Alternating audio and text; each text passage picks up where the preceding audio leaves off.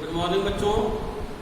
आज क्लास 12 की मैथ के विषय में अभी तक हमने आपको बता दिया था सदिश राशियों का जोड़, घटाना और मल्टीप्लिकेशन यानी डार्क गुणनफल यानी अदिश गुणनफल और सदिश गुणनफल। आइए आज हम चैप्टर पर चलते हैं, अपने अभ्यास पर चलते हैं। अभ्यास के लिए सर्वप्रथम हम क्वेश्चन में आपको बताते हैं। क्वेश्चन दिया है कि x, y और z, x, y तथा z के मान x, y तथा z के मान ज्ञात कीजिए। x, y तथा z के मान ज्ञात कीजिए ताकि सदिश A equal to xi cap plus 2j cap, xi cap plus 2j cap plus zk cap सदिश A तथा vector B equal to 2i cap plus yj cap plus k cap समान सदिश हैं। ठीक है, तो आइए समझते हैं पहले क्या है।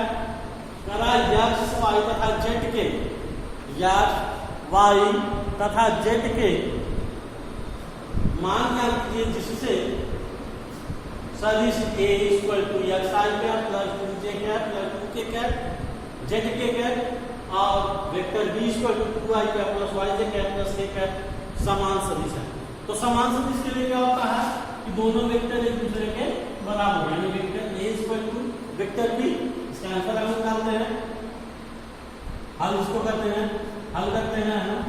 तो हल क्या होगा, कहा कि दोनों समान हैं इसलिए vector A equal to vector B हो जाएगा।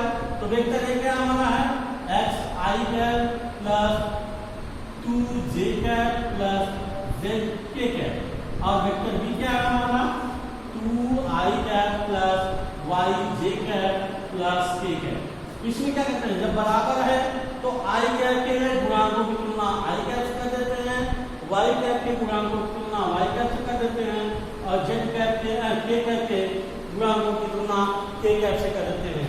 तो तुलना करने पर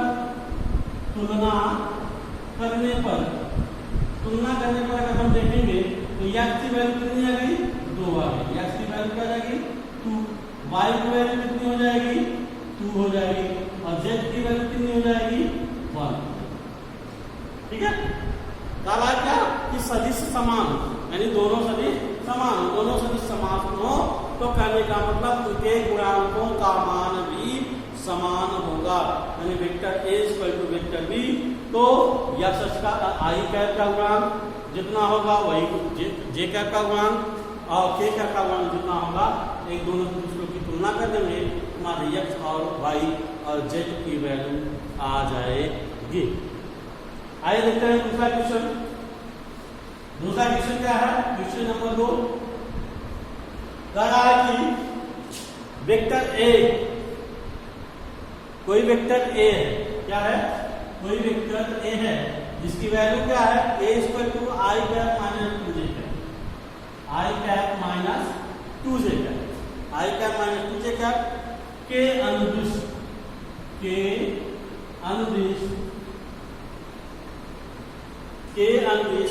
एक ऐसा सदिश ज्ञात कीजिए,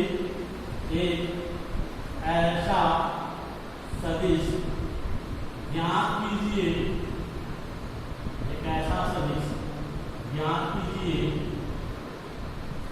एक ऐसा सदिश ज्ञात कीजिए जिसका परिमाण 7 इकाई हो, जिसका परिमाण क्या हो 7 इकाई हो। कह रहा है कि वेक्टर A इसको कोई वेक्टर A है जिसकी वैल्यू क्या है i cap minus 2j cap. कह रहा है कि इसके अनुदिश एक ऐसा है एक दूसरा सदिश ज्ञात कीजिए जिसका परिमाण जिसके परिमाण का मान 7 जिसका परिमाण क्या हो, 7 इकाई हो। तो आइए देखते हैं इसका हल कैसे होगा। तो हल करने के लिए इसका कैसे हल होगा देखते हैं।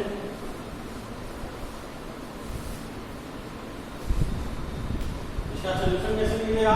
तो पहले सर्वप्रथम हम क्या करते हैं, कह रहा है कि वेक्टर ए की वैल्यू दिया है। क्या दिया है, वेक्टर ए दिया है। हमारा क्या दिया है, i cap minus 2j cap. हम क्या निकालते हैं, मान ऑफ ए, यानी वेक्टर ए का परिमाण। क्या निकालते हैं, वेक्टर ए का परिमाण। अगर वेक्टर ए का परिमाण निकालना हो तो क्या होगा, आई कैप के गुणांकों का वर्ग प्लस जे कैप के गुणांकों का वर्ग हो जाएगा क्या, 1 का स्क्वायर 1, 2 का स्क्वायर 4 हो जाएगा √5। क्या हो जाएगा, √5। अब हम आते हैं यहाँ पर, क्या आते हैं कि दूसरा सदिश निकालना है। क्या निकालना है, कोई दूसरा सदिश, यानी ए क्या चीज पर किया जाएगा, vector A upon mod of A. दूसरा सदिश यानी वेक्टर ए क्या चीज पर किया जाएगा, vector A upon mod of vector ए। तो वेक्टर ए की वैल्यू कितनी है, i cap minus 2j cap, यानी i cap minus 2j cap upon, अब इसकी वैल्यू कितनी आई है, √5 आई है। इसकी वैल्यू कितनी जाएगी, √5, यानी मॉड ऑफ ए का मान 5। अब क्वेश्चन देखते हैं, क्या कह रहा है, जिसका परिमाण 7 इकाई हो, यानी इसके परिमाण का मान 7 इकाई हो। तो 7 इकाई हो तो दूसरा वेक्टर क्या हो जाएगा। अतः क्योंकि दूसरे वेक्टर का परिमाण क्या है, 7 इकाई है। दूसरे वेक्टर का परिमाण क्या है, 7 इकाई है। इसलिए वेक्टर बी स्क्वायर क्या हो जाएगा, 7 a कैप, 7 a कैप, यानी 7 का मल्टीप्लिकेशन कर देंगे i माइनस 2 से अपॉन √5। ये हमारी वैल्यू आ जाएगी, यानी ये दूसरा वेक्टर आ जाएगा। इसको और अगर हल करें तो वेक्टर बी स्क्वायर हो जाएगा 7 upon 5 i cap minus 14 upon √5 j cap. ये हमारा दूसरा वेक्टर आ जाएगा। ठीक है, आई होप आप लोग समझ चुके होंगे। एक और क्वेश्चन देखते हैं, या फिर इसको पहले देख लेते हैं। पहला वेक्टर है equal to i cap minus 2j cap के अनुदिश एक ऐसा सदिश, यानी एक दूसरा सदिश क्या कीजिए जिसका परिमाण है, जिसके परिमाण का मान क्या हो, 7 इकाई हो। हम सर्वप्रथम क्या करते हैं, वेक्टर ए दिया है यानी i cap minus 2j cap. हम क्या निकालते हैं, वेक्टर ए का परिमाण निकालते हैं।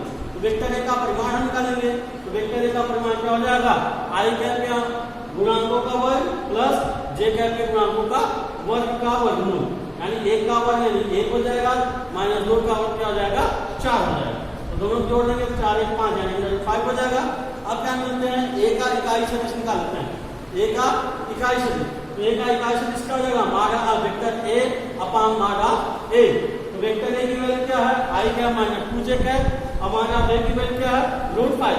अब कह रहा है कि दूसरे वेक्टर का परिमाण कितना है, 7 इकाई है। तो दूसरा वेक्टर बी निकालने के लिए तो बी क्या हो जाएगा, बी इक्वल टू 7 यानी इकाई का परिमाण का परिमाण और एक है इंटू 1 है। तो 7 1 की वैल्यू कितना आ रहा है, i cap minus 2j cap upon √5 रख देते हैं, इसका मल्टीप्लिकेशन कर देंगे। तो वेक्टर बी को हमारा क्या आ जाएगा, 7/√5 i cap minus 14 upon √5 j cap. ठीक है, अब आते हैं एक क्वेश्चन और देख लेते हैं आपको। अब आप इससे संबंधित जितने भी क्वेश्चन होंगे उन क्वेश्चनों को आप अपने सॉल्यूशन में लगा देंगे। ठीक है, अब एक और क्वेश्चन देखते हैं, तीसरा कह रहा है कि एक क्वेश्चन और देखते हैं, क्या कह रहा है, कह रहा है कि यदि वेक्टर ए और A B C D 4 vector दिए हैं, क्या दिए हैं, 4 वेक्टर दिए हैं, ए B C D.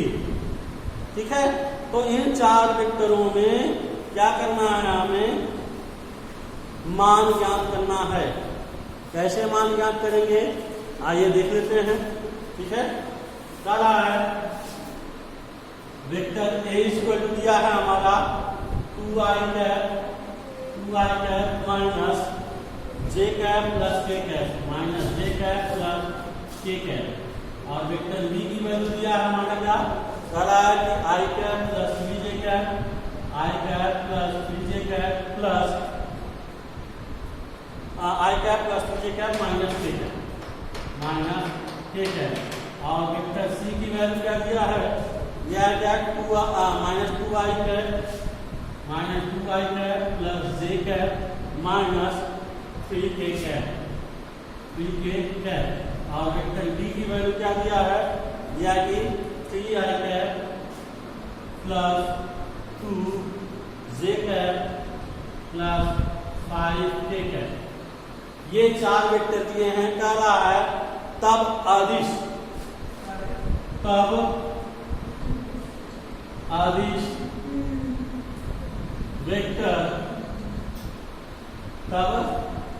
Vector alpha beta gamma के मान ज्ञात कीजिए अल्फा बीटा गामा के मान ज्ञात कीजिए यदि b स्क्वायर क्या दिया हो अल्फा कैप यानी अल्फा एक दिया हो b कैप दिया हो alpha vector A plus beta vector B plus gamma vector C क्या कह रहा है ध्यान से समझिएगा बहुत ही आसान है थोड़ा लंबा क्वेश्चन है लेकिन बहुत ही आसान है कह रहा है कि चार वेक्टर दिए हैं वेक्टर ए स्क्वायर दिया है 2i cap minus j cap plus k cap vector B दिया है i cap plus 3j cap minus के कैप वेक्टर सी दिया है minus 2i cap plus j cap minus के कैप वेक्टर डी दिया है 3i cap plus 2j cap plus 5k cap अगर आप तब अदिश वेक्टर अल्फा बीटा गामा के मान ज्ञात कीजिए यदि d equal to alpha vector A plus beta vector B plus gamma vector C तो आइए क्या करते हैं पहले हम इन समीकरण यानी इस समीकरण में वेक्टर डी में क्या करते हैं वेक्टर ए और वेक्टर बी और वेक्टर सी और वेक्टर डी की वैल्यू रख देते हैं आगे आंसर में हल को चलते हैं पहले कैसे हल किया जाएगा क्या करते हैं सर्वप्रथम दिए गए वेक्टर में vector A vector B vector C और वेक्टर डी का मान रखते हैं अब क्या कहते हैं पहले क्या कहते हैं मान रखते हैं तो मान रख के आगे देखते हैं क्या होता है तो वेक्टर डी क्या दिया है वेक्टर डी की वैल्यू क्या है 3i cap plus 2j cap plus 5k cap equal to क्या हो जाएगा अल्फा एक वेक्टर है क्या है 2i cap minus j cap plus k cap ठीक है फिर क्या दिया है प्लस बीटा वेक्टर बी क्या है i cap plus 3j cap minus k cap फिर क्या दिया है प्लस गामा फिर क्या दिया वेक्टर सी क्या है minus 2i cap plus j cap minus 3k cap ठीक है अब इसको हल करते हैं पहले हल करते हैं देखते हैं कि अल्फा बीटा गामा ये अल्फा हो गया वो बीटा हो गया और गामा हो गया तो क्या करते हैं i j k के गुणांकों की तुलना करते हैं क्या करते हैं i कैप j कैप और k कैप के गुणांकों की तुलना करने पर तो आई कैप जे कैप के तुलना करेंगे यहाँ देखें आई कैप का मान क्या है 3 है और यहाँ देखेंगे आई कैप में क्या है 2 अल्फा है क्या है 2 अल्फा यहाँ कितना है प्लस बीटा है और यहाँ क्या है माइनस 2 माइनस ये इक्वेशन नंबर 1 हो गया ठीक है अब फिर जे कैप की तुलना करते हैं दूसरा बन गया जे कैप यहाँ क्या है 2 और यहाँ से खत्म करेंगे तो क्या हो जाएगा माइनस अल्फा यहाँ हो जाएगा प्लस 3 बीटा और यहाँ क्या हो जाएगा प्लस गामा। ये सब इक्वेशन नंबर 2। अब तीसरा के तुलना करते हैं, क्या है 5 है, तो 5 इक्वल टू क्या हो जाएगा, यहाँ से देखें तो अल्फा हो जाएगा प्लस, यहाँ से देखेंगे तो माइनस बीटा हो जाएगा, यानी माइनस बीटा, और यहाँ से देखेंगे तो माइनस 3 गामा, इक्वेशन नंबर 3। अब क्या करते हैं, तीनों इक्वेशनों को हल करते हैं। क्या करते हैं, तीनों इक्वेशनों को हल करते हैं। तो तीनों इक्वेशनों को हल करने पर मान निकालेंगे हम। तो इसके आगे देखते हैं कैसे हल होगा। तो जगह पर ठीक है, तो आइए देखते हैं कैसे होगा।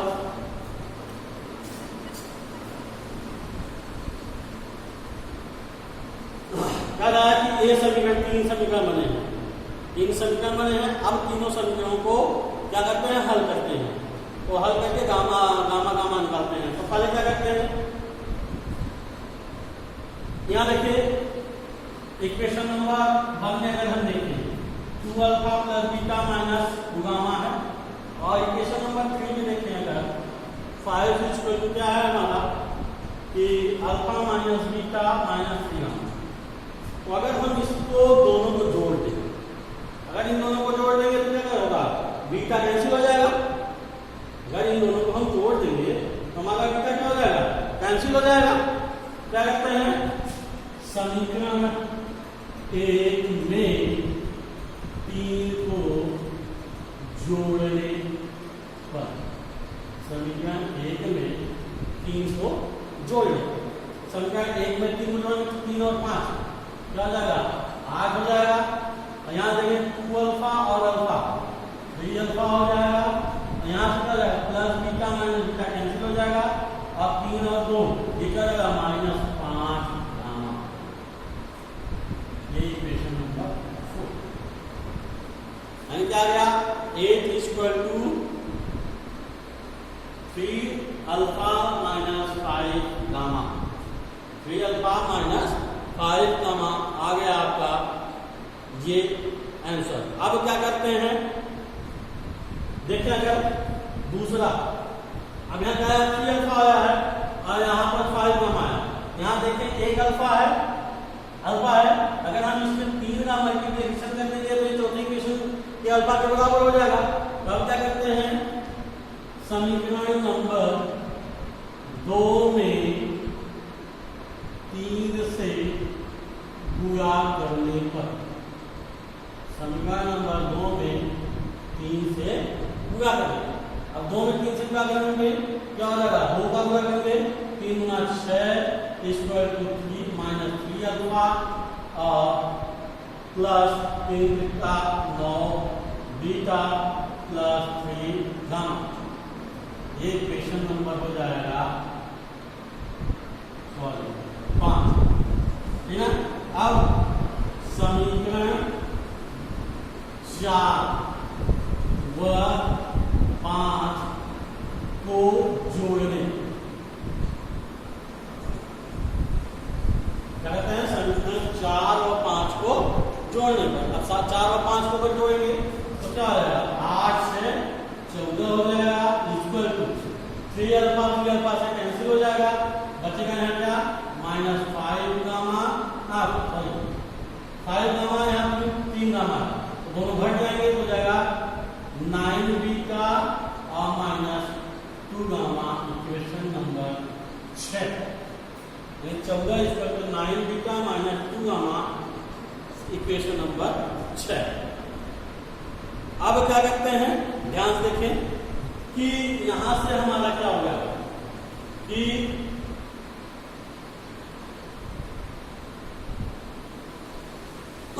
अब अगर देखिए हल करने के लिए, यहाँ 9 बीटा -2 गामा आ गया है, यहाँ क्या 3 अल्फा -5 गामा आ गया है। अब अगर इनमें हम क्या करें कि समीकरण 4 में अल्फा का मान तथा समीकरण 5 में बीटा का मान, यानी इससे अल्फा का मान निकालें और इससे बीटा का मान निकालें। समीकरण 4 से अल्फा का मान निकाल लें, समीकरण 5 से बीटा का मान निकाल लें, और या किसमें रख दें, समीकरण नंबर 3 में रख दें, चाहे 2 में रख दें, चाहे 1 में, किसी एक में हम तो आइए हम रखते हैं समीकरण नंबर 3। क्या करते हैं, करते क्या है, इस समीकरण 4 से अल्फा का मान व समीकरण 5 से 6 से बीटा का मान समीकरण 3 में रखने पर, समीकरण 3 में क्या रखें, समीकरण 3 क्या है, 5 यहाँ क्या है, अल्फा है, अल्फा की वैल्यू कितनी है, यहाँ से निकालें अल्फा की वैल्यू, अल्फा की वैल्यू यहाँ से निकाल लें हम, अल्फा की वैल्यू क्या हो जाएगी, 8 + 5 का मान अपॉन 3, ठीक है। फिर क्या है, माइनस बीटा, बीटा की वैल्यू यहाँ से निकाल लें, यहाँ की बीटा वैल्यू निकालेंगे क्या हो जाएगा, यहाँ से बीटा की वैल्यू निकालेंगे हो जाएगा 14 + 2 gamma upon 9, 5 = 8 + 5 gamma upon 3 minus beta की वैल्यू 14 + 2 गामा अपॉन 9। अब क्या करते हैं, इन समीकरणों को हल, तो आइए देखते हैं हल करने के लिए क्या होता है।